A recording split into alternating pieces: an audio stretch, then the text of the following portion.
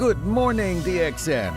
Welcome to DXN, the world's largest Ganoderma producer. Started its journey in Jitra, a small town in Kedah, Malaysia in 1993.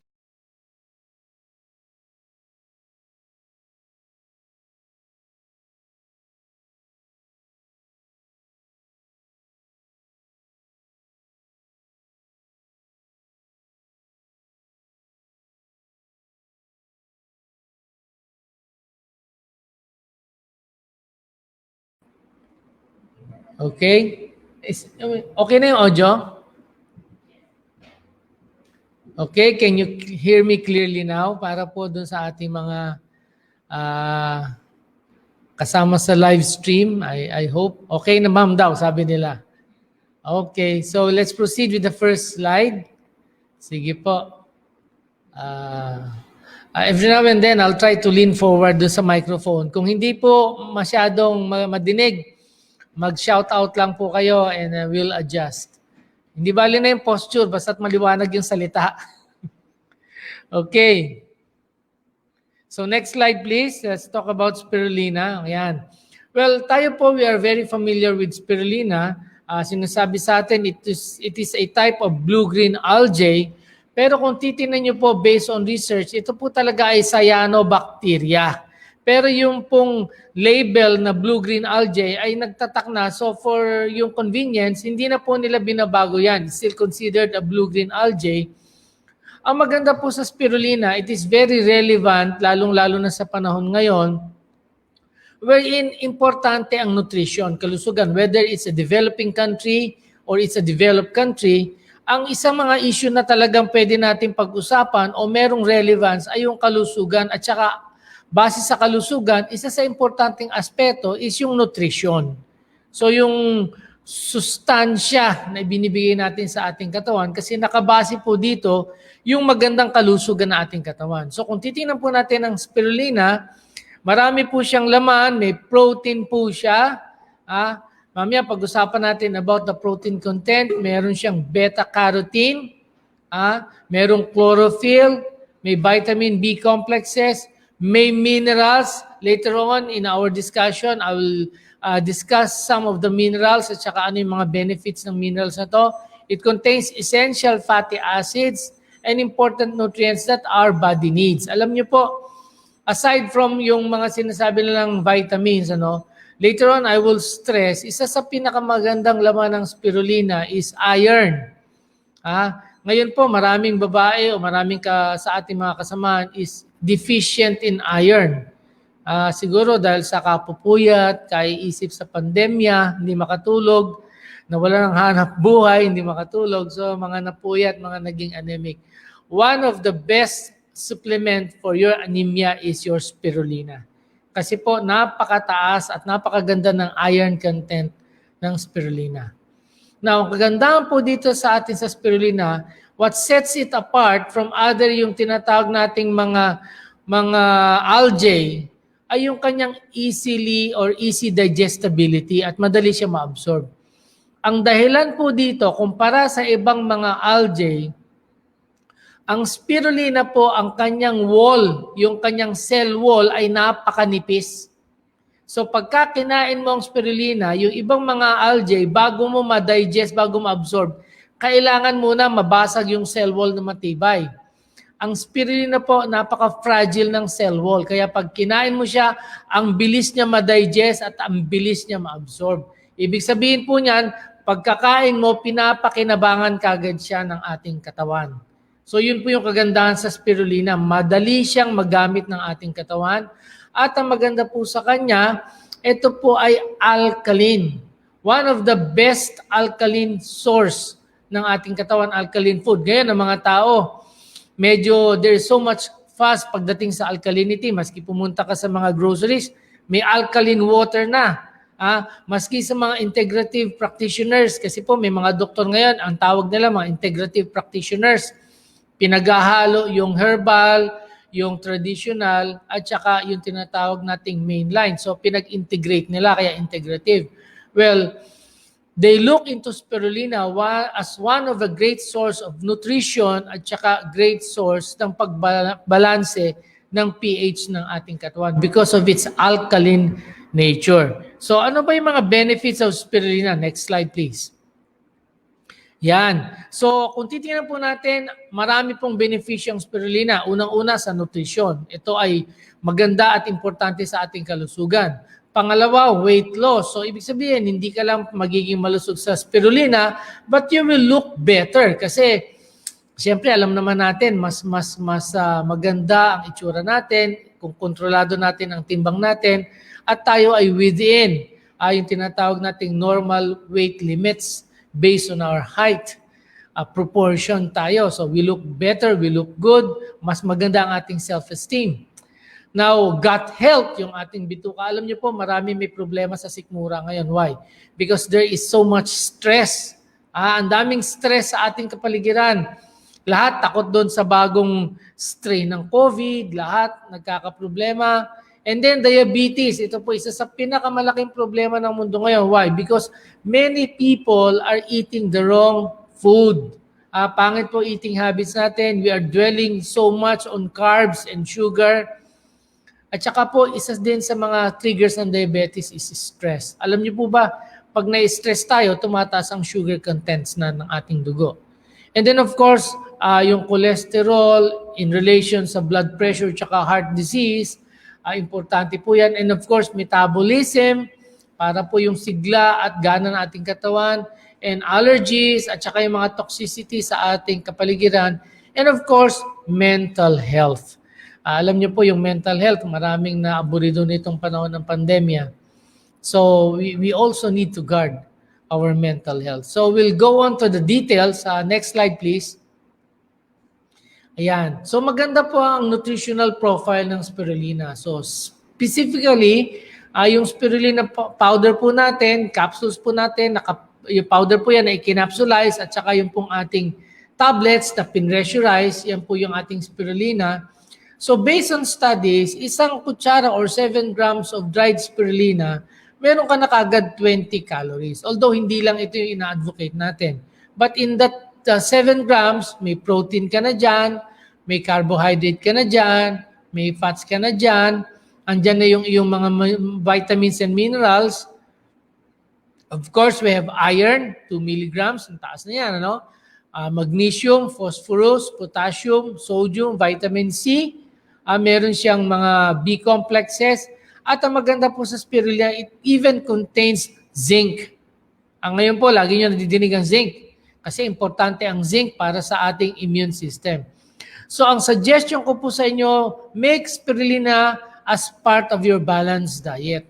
So pag ito po ay parte ng inyong dieta, ng inyong pagkain, ibig sabihin, you have the freedom to take spirulina during breakfast, during lunch, during dinner. Pwede rin during snack. Kasi ang suggestion nila, we can ingest around mga hanggang 80 grams of spirulina for the whole 24 hours. So, pwede po ito pang dagdag. Kung kulang ang iyong pagkain and you want to be well-nourished, pero ayaw mo masyado ng calories, then you can add spirulina to your daily diet, yung kinakain mo pang araw-araw. Nag-almusal ka, para hindi masyadong maraming kain ng almusal, dagdagan mo ng spirulina. So it's very excellent para sa ating nutrition. Napakaganda po sa ating kalusugan. Next slide. Yan, losing weight now. Ito po isa sa maaring sa iba hindi ito problema kagaya ng ating mga co-host dito sa DXN na slim sila, they look proportion. Pero to some people, losing weight po is really a big problem. So ang spirulina po ay nakakatulong ito in terms of cutting down yung diet natin. So pwede kasi alam niyo po iba pagka nag-diet, nanghihina sila kasi lalo daw kulang sa nutrition. At pagka po kulang ng nutrition mo, you skip so much of your meals, may tendency po na hihina yung ating resistensya, yung ating immune system. So spirulina po is very good na pangtulong sa ating pagbabawas ng timbang because it is high in nutrients but it is low in calories. So pwede siyang makatulong. Ibig sabihin, hindi naman siya talagang pang-alis ng gana ng pagkain, pero in a way, you can maintain proper nutrition And at the same time, you can lose weight. Hindi ka kailangan maging malnourished pag ikaw ay nagpapapayat.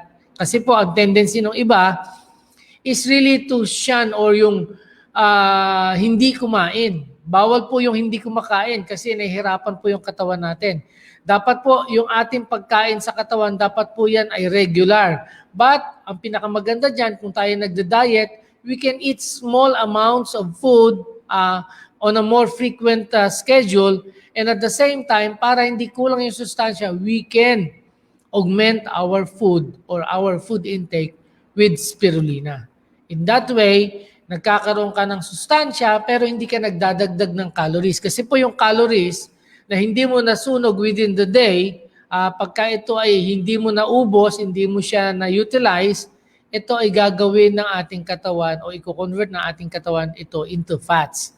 At syempre, madadagdag yan sa mga bilbil natin, sa batok natin, sa baba natin, and all the portions na maraming taba sa ating katawan.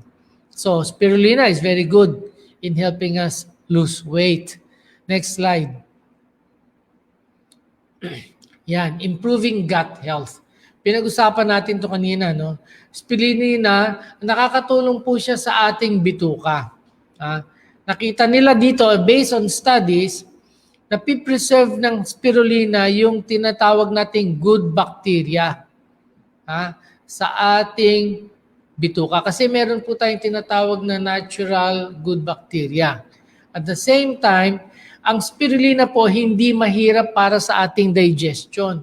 Alam mo, pagka kumain ka ng mahirap i-digest, ang mangyayari po dyan, magpo-pour out ka na magpo-pour out ng acid. So when you take spirulina, hindi siya mahirap i-digest, so hindi masyadong nagpo-pour out ng acid ang ating sikmura. At the same time, pag napipreserve yung good bacteria sa ating katawan, na-maintain po nito yung tamang integrity, yung kagandahan ng trabaho ng ating mga bituka. So, ang maganda po dito, kung ikaw ay medyo stressed na at nakaspirulina ka, at the same time, it does not allow more acid to pour. At the same time, alkaline po siya. Ang alkaline po ay pangkontra ng acid. So, hindi ka masyadong magkakaroon ng acid sa sikmura o manuneutralize yung pakiramdam mo na parang hyperacidity every time you take in spirulina. At madali siyang pakinabangan ng ating bituka. Na-absorb siya kagad. So, hindi nahihirapan yung ating bituka if you take in spirulina. Next slide. Yan, managing diabetes. Well, actually, sa spirulina, alam po, ito'y based sa kanilang mga studies. Nakita nila, whenever you take spirulina, although spirulina contains carbohydrates, but ito po yung observation, ano? Yung mga tao nagsusupplement ng spirulina, hindi po madaling tumaas yung kanilang blood sugar. Probably, ang isa sa mga kagandahan dito, yung mga component ng spirulina ay nakakatulong para sa ating katawan na mag-produce ng insulin. Kasi alam niyo naman, importante ito eh. Kasi type 1 at saka type 2, yung isa insulin dependent, yung isa non-insulin dependent. Well, importante po sa ating katawan na yung sugar ma-utilize. And based on studies, pagka pinapakain nila ng spirulina yung mga tao, yung kanilang fasting blood sugar ay napupunta o magiging mas malapit sa normal at mas mababa compared sa dating mataas. So these are just observations. Although, sabi nga nila, ito pong epekto ng spirulina na to, it has to be studied more. Pero kung tayo po may diabetes, maganda rin pang tulong sa atin ng spirulina kasi it helps us na to be well nourished without dwelling so much on yung mga bawal na pagkain sa atin. Di ba? Pagka tayo diabetic, hindi ka pwede magprutas ng marami. Hindi ka pwedeng kumain ng maraming kanin. So, ang tendency is manghihina ka. Now, pwede mong isupplement ngayon yung kakulangan ng sustansya mo with spirulina. And at the same time, it helps or it does not aggravate yung pagtaas ng blood sugar level. So maganda rin po pang tulong, pang manage ng diabetes ang spirulina. Pero i-clarify ko lang po hindi po gamot sa diabetes ang spirulina. Pangtulong lang po siya. Baka sabihin nyo dyan, yung iba ay hindi na magagamot sa diabetes, spirulina lang inumin ko. Hindi po. It's just a supplement, pangtulong po para matulungan, makontrol natin yung blood sugar natin for those who are diabetic. So this is just a supplement that may help. So hindi po siya gamot sa diabetes. That's just a clarification. Okay, next slide. Next slide, please.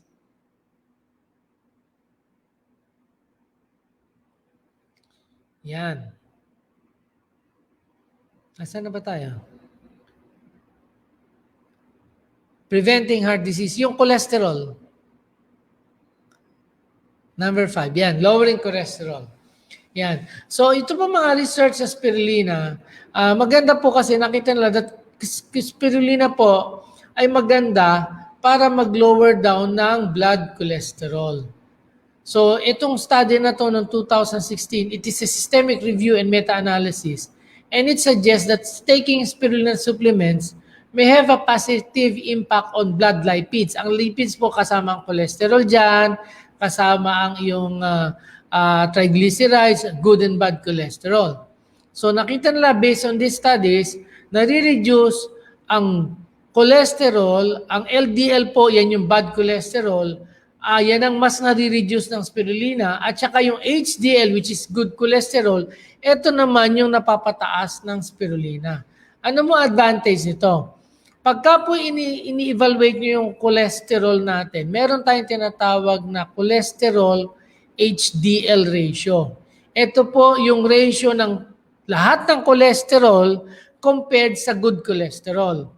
Ang average po na value nito is around 4, between 3 to 4.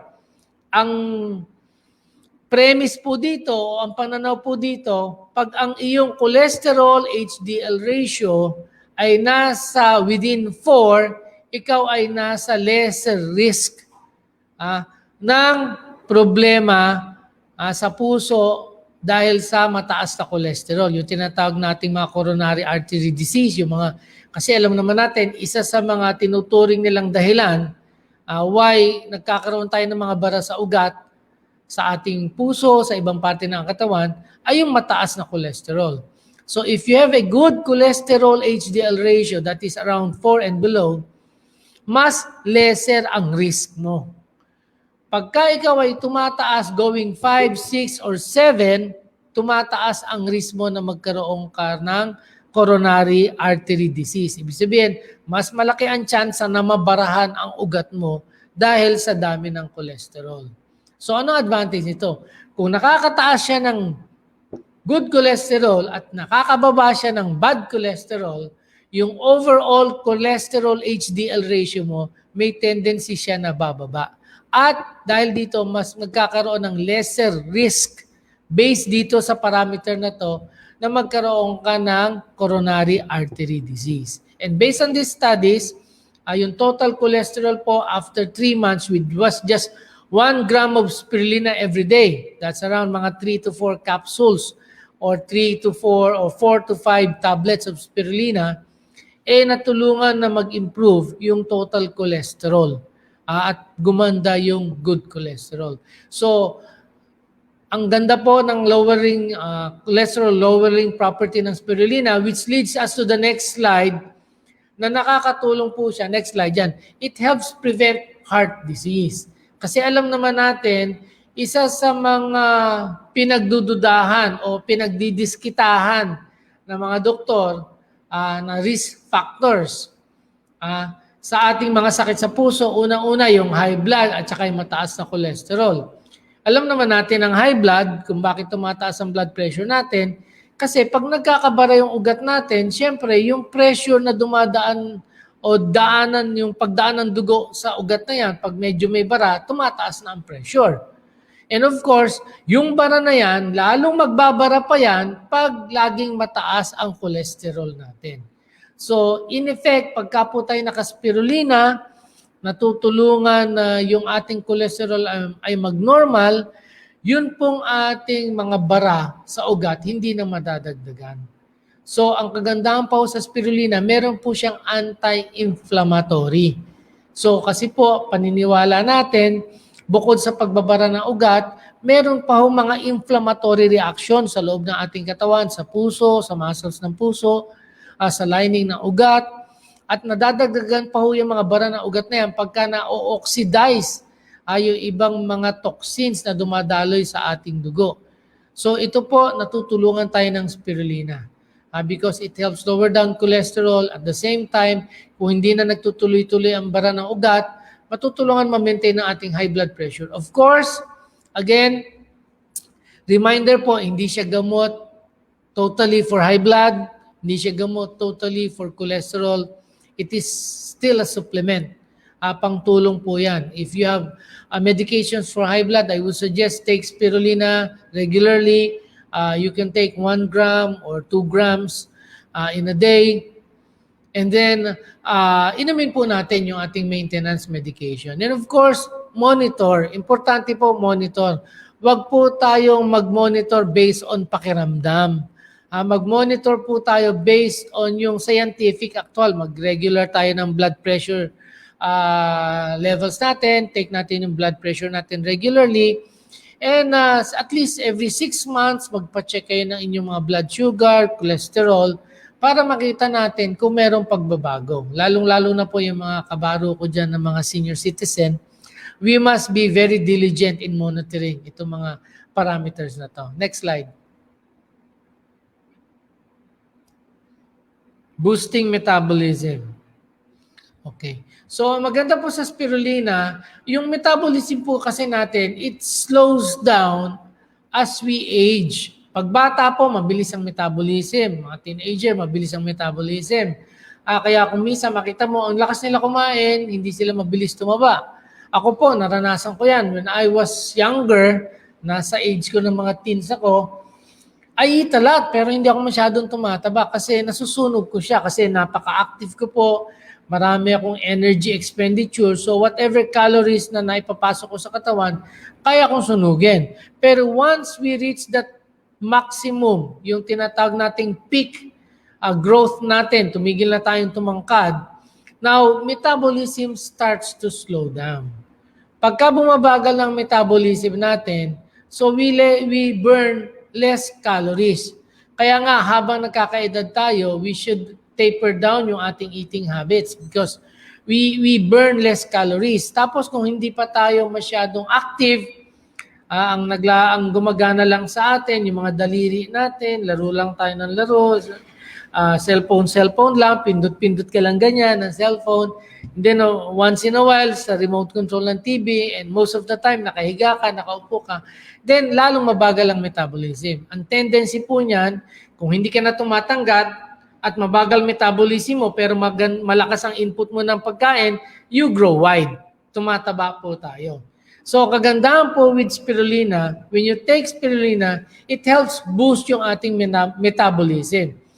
Pag mas mataas ng konti ang metabolism natin, mas energetic yung pakiramdam natin. Kaya alam mo yung mga nanglalata dyan, naka-RGGL nga pero hindi naka-spirulina, pero kaya ang feeling na medyo kulang sa kanilang metabolism. So I would suggest kung kayo ay madaling manlata, para madali kayo mapagod, dagdag nyo po yung spirulina sa inyong mga supplements. Kasi maganda rin, kasama ng RGGL, spirulina can help increase your metabolism. Masisigla po yung pakiramdam nyo, magiging energetic kayo.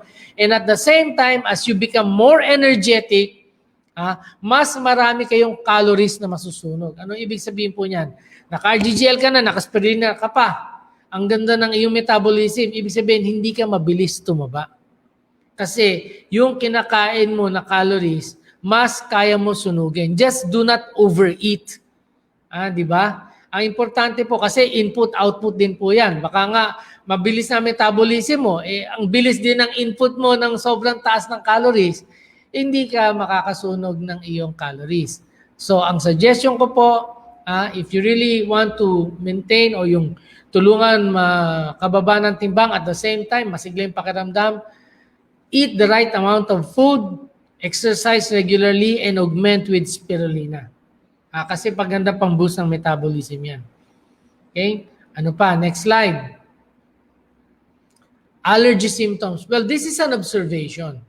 Kasi pa ang ating spirulina, if you will research it, meron din siyang triterpenes. Ang triterpenes po maganda sa mga allergies.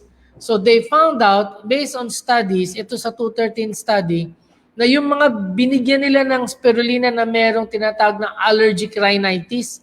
Alam naman natin may allergic rhinitis, di ba? Pagka malamig yung panahon, nagbabara ilong, hatching ng hatching, pag may mga bulaklak, alikabok, o kaya yung mga aso, o kaya pusa, they began to have itching sa kanilang ilong, nagra-runny nose, they sneeze, nagbabara yung ilong. They found out, compared sa placebo, yung placebo po parang tubig lang, pag binigyan nila ng spirulina, yung mga tao na may allergic rhinitis, nababawasan po yung symptoms. Hindi naman sinabing totally na wala. Reduce lang, nare-reduce yung symptoms ng allergic rhinitis. Yung runny nose, nababawasan, yung sneezing, nababawasan, yung pagbabara ng ilong, nababawasan, yung pangati ng ilong, nababawasan din po. So, one of the attributes or one of the components ng spirulina which I can attribute this good effect is yung triterpene content. Kasi po ang spirulina, marami po siyang mga fatty acids, mga saponins, kasama po dyan mga triterpenes po yan. So it helps reduce allergy symptoms. Next slide please. Anti-toxic action. Ito, yung nakita nila, yung mga tao who are at risk of poisoning from contaminated drinking water. So nakita ng mga researches, ito ay 2016 review, yung anti-toxic property ng spirulina sa ating katawan. Excuse me. So mga tao na nagkaroon ng exposure sa mga pollutants na to, they try to give spirulina. So nakatulong po, nakita nila, in a way, yung spirulina mag-alis ng mga heavy metal contaminants. Kadalasan po ito, nakukuha itong mga heavy metal contaminants sa mga industriya na gumagamit ng mga chemical na to. Siguro sa mga gumagawa ng pintura, yung may mga LED, sa mga gumagawa ng mga motherboard, ng mga computer. So nandiyan lang yan, mercury, arsenic, fluoride, lalong-lalo na sa mga toothpaste natin na may fluoride. So all of this can be absorbed in our body and can produce toxicity. Nakita nila na yung spirulina, pag ginagamit ito, nakakatulong ito alongside with clinical treatment, of course. May mga gamot talaga na binibigay sa katawan para ma-wash off natin itong mga heavy metal contaminants ito. But alongside with that clinical treatment, nakita nila na merong magandang benepisyo pag sinasamahan mo ng spirulina. So nakakatulong siya makapag-wash off ng arsenic, fluoride, iron, mga iron contaminants, lead contaminants, mercury contaminants sa ating katawan. So maganda siyang panglinis kung tayo man ay na-expose sa mga heavy metals na to. Next slide. Next slide please. Yan. Supporting mental health. Ito po maganda. Actually, hindi lang naman siguro sa mga babae ito. It's even sa ngayon, sa panahon ngayon, ito po ay merong parang relevance sa lahat ng tao. Kasi ngayon maraming nadidepress, maraming nagkakaroon ng tinatawag na parang anxiety, kakaroon tayo ng agam-agam, natatakot tayo, nag-aalala tayo. Now, based on theory, ito po ay nakita nila sa 2018 na paper, yung role ng spirulina para mag-ayos ng ating mga mood disorders. So theoretically, sabi nila ang spirulina ay magandang source ng tryptophan. So ano ba yung tryptophan na yan? Ang tryptophan po ay isang amino acid. Ang amino acid po, ito yung ito yung building blocks ng ating mga protein. So lahat ng mga protein mo may amino acids yan. So ang amino acid na tryptophan, kailangan ito para sa production ng serotonin. Saan ho ba nakikita ang serotonin? Ang serotonin nakikita yan sa brain. Ang serotonin, tinatawag natin to na mga feel-good chemicals natin sa ating brain. Ibig sabihin, pagka maganda ang serotonin level mo sa brain, hindi ka madaling malungkot, hindi ka madaling magutom. So maganda yung pakiramdam mo. Meron ka tinatawag na good mental health condition. So wala kang depression. Ngayon, pag bumababa ang levels ng serotonin, bakit bumababa yan? Kuminsan dahil sa stress, kuminsan dahil sa maling pagkain, o kaya kuminsan dahil sa starvation, hindi tayo kumakain, hindi natin nakakain yung dapat natin kainin, then pag bumaba ang level ng serotonin, madali kang ma-depress. Madali kang mag-alala, madali kang maging anxious. At gutumin ka. Kaya nga ibang tao na nag-aalala, laging kain ng kain. Because mababa ang serotonin levels nila. Now, ano advantage ng spirulina? Since they found out na ang spirulina ay magandang source ng tryptophan. Ay, di ba sabi natin kanina, isa sa mga highlights ng spirulina, mataas ang protein content niya. Alam niyo po, based on a study that I've read, ang kagandahan daw ng protein content ng spirulina is lahat po ng essential amino acids. Ibig sabihin na essential, yung pangangailangan ng ating katawan na amino acids ay nasa spirulina. Nasa protein ng spirulina. Kaya napakagandang source of protein ng spirulina. Now, ang kagandahan po dito, tryptophan is an amino acid na nasa protein content ng spirulina. At nakita nila, with tryptophan, natutulungan niyang mag-produce ng serotonin yung ating brain. So, anong conclusion nila?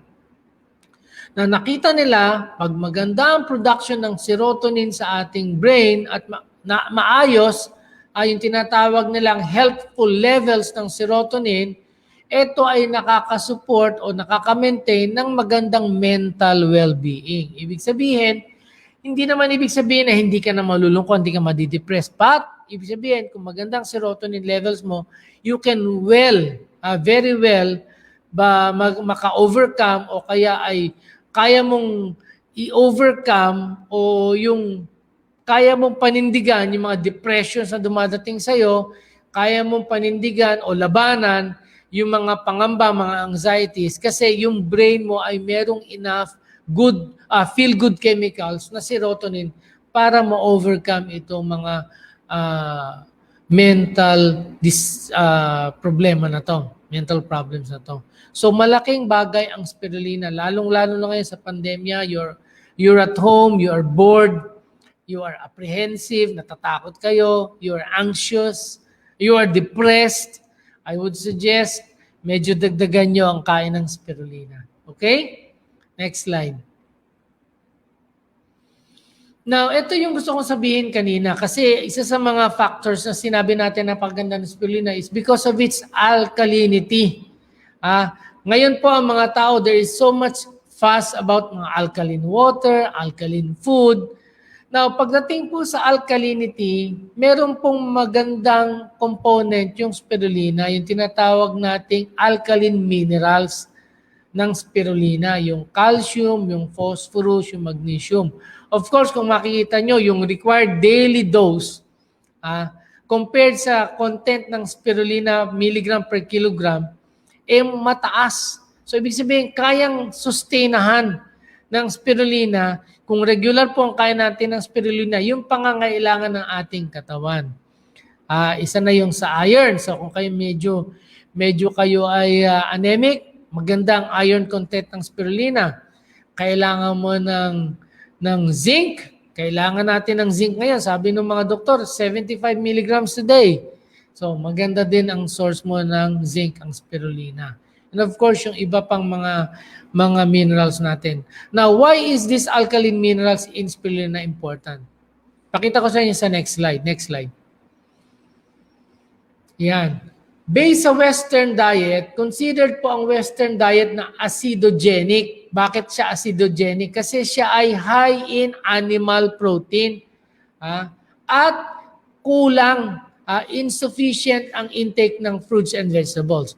Now, bakit po importante ang Western diet? Kasi po tayo sa Pilipinas, masyado na tayong na-influensya ng Western diet. Nandiyan na lahat ng fast food, McDonald's, Wendy's, Taco Bell's, nandiyan na lahat siya. Burger King, lahat mo yan, mga American diet ang pinopromote yan. High on animal protein, low on fruits and vegetables. So ano nangyayari? Ito po, ang sinasabi lang, is associated with high dietary acid load and a low intake of base-forming dietary minerals. Ano yung base-forming dietary minerals? Yan po yung tinatawag nating alkaline minerals, such as potassium, magnesium, or calcium. Di ba? Saan ba makikita ang potassium, magnesium, or calcium? Sa mga prutas at gulay. Saan pa? Sa spirulina. Di ba? So anong advantage nito? Next slide. Yan. So pagka merong mismatch between ang acid and base-forming nutrients, meron itong tinatawag na subclinical low-grade acidosis. Anong ibig sabihin po nun? Literally po, yung mga alkali na pinapasok natin sa ating katawan cannot drastically o yung significantly alter yung tinatawag nating body pH kasi fixed po yan. Meron tayong sistema sa ating katawan na para ma-maintain itong pH na to. Pero bakit subclinical? Ibig sabihin, merong konting deviation. Ang pH po ng katawan ng tao is around 7.4. So pag ikaw ay naging 7.3 or 7.2, medyo nag-deviate ka sa acidic side. Although, hindi ka pa talaga acidic. Di ba? So, tinatawag nilang subclinical low-grade acidosis. Ibig sabihin, medyo bumaba na ng konti doon sa tinatawag nating tamang pH, pero hindi pa siya talagang acidic na acidic para mag-cause siya ng sakit. Now, ano nakita nilang problema dito? Sabi dito, merong mechanism yung ating katawan na yung excess dietary acid load ay ginagawa nila para ma-compensate, ibig sabihin para ma-contra at maibalik doon sa 7.4, nagli-release sila ng alkaline calcium salt sa skeleton, yung sa buto natin, para ma-maintain yung acid-base balance. Di ba? So, ibig sabihin, pag nag-release ka ng calcium sa skeleton going to your blood, meron kang tinatawag na hypercalciuria kasi yung nasa blood mo, dumadaan din yan sa ating ihi. Anong result nito? Nakita nila at naisip nila, pwede itong contributory factor para sa pagkakaroon natin ng osteoporosis. Ibig sabihin, hihina yung ating buto. At the same time, kung finifilter ng ating ihi at tapon tayo ng calcium sa ating dugo, pwede kang magkaroon ng accumulation ng calcium deposit sa iyong kidneys. So, pwede magkaroon tayo ng calcium stones. So, hindi maganda yung acid ka ng acid ng mga diet. So, yun yung kagandahan dito. Pagka ikaw ay kumain ngayon based on studies ito, fruits, vegetables, at saka mga alkaline minerals in particular, yung mga potassium salts. So, may investigation dito, pagka ikaw ay kumain ito, ang mga base-forming nutrients, magkakaroon ka ng mas magandang health outcome. Bakit? Natutulungan niyang maiwasan na humakot ng calcium yung ating katawan from the bones para balansehin yung ating pH. So merong magandang impact yung alkaline na component ng ating spirulina pag-maintain ng ating pH balance at saka para hindi tayo magkaroon ng subclinical, tinatawag natin na acidosis or acidic load. Kasi po, kahit na wala tayong nararamdaman, pero hindi natin nakikita, naghahakot siya ng calcium sa ating buto at pwede tayong in the long run, kung matagal natin ginagawa yan, uncheck, pwede tayong magkaroon ng osteoporosis. At the same time, pwede tayong magkaroon ng bato sa kidneys due to overload ng calcium sa ating dugo. Okay? So, iyon yung advantage natin sa pagiging alkaline ng spirulina. Not only because it's alkaline, because it contains alkaline minerals na nagagamit ng ating katawan pang-balanse ng ating pH. Kaya nga sinasabi ko sa inyo, kung uminom lang kayo ng alkaline water, dumaan lang yan, pero walang naiwan sa iyong katawan. Pero pag kumakain ka ng spirulina, alkaline siya, it contains alkaline minerals, nagkakaroon ng reserve yung katawan mo kung saan siya kukuha ng pangbalanse ng pH ng iyong blood. So, malaking advantage po ang pagiging alkaline ng spirulina sa ating kalusugan. Next slide. So, ito po ay kinuha ko and I would like to somehow end up with this. Sabi niya, such a profusion of therapeutic implications, genuine or supposed. Maaaring ito po ay based on studies at maaaring ito po ay dahil sa karanasan na sabi na it is bound to leave spirulina with an image of a miracle potion. Para nga daw miraculous ang kagandahan ng spirulina. But the fact remains that a simple natural food supplement endowed with the riches of this product could well improve a good number of pathological conditions. Ano ibig sabihin nito? Ang katotohanan po dyan na yung kagandahan ng benepisyo ng spirulina ay maaring makatulong sa ating katawan na mag-improve o matulungan yung mga pwedeng panggalingan ng mga sakit ng ating katawan. So this is especially in a world population that is tending to divide itself into the underfed in the developing countries and the badly fed in the industrial countries. Ano ibig sabihin nito? Kaya ang bansa mo ay mahirap at kay tagutom, kailangan mo ng spirulina.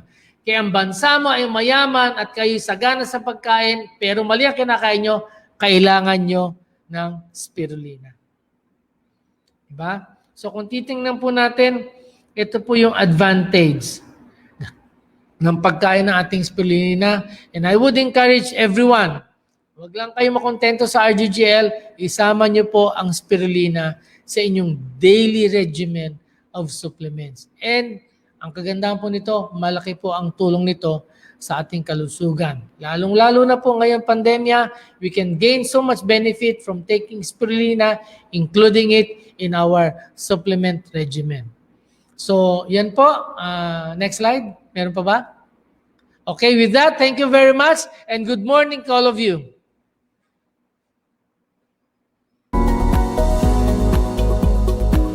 Who can consume and use DXN products? Since DXN products are natural health products, they are suitable for all categories of people, starting from infancy to old age and the sick.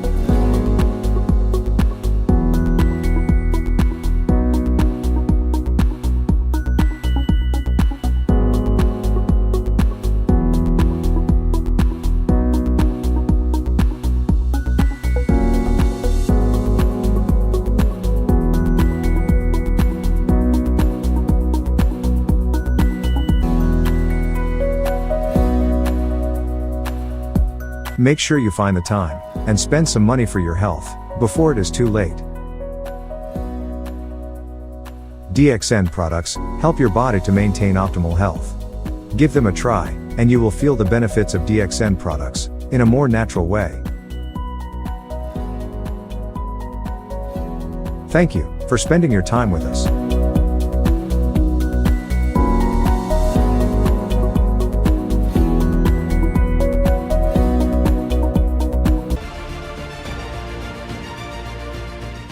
DXN, one world, one market.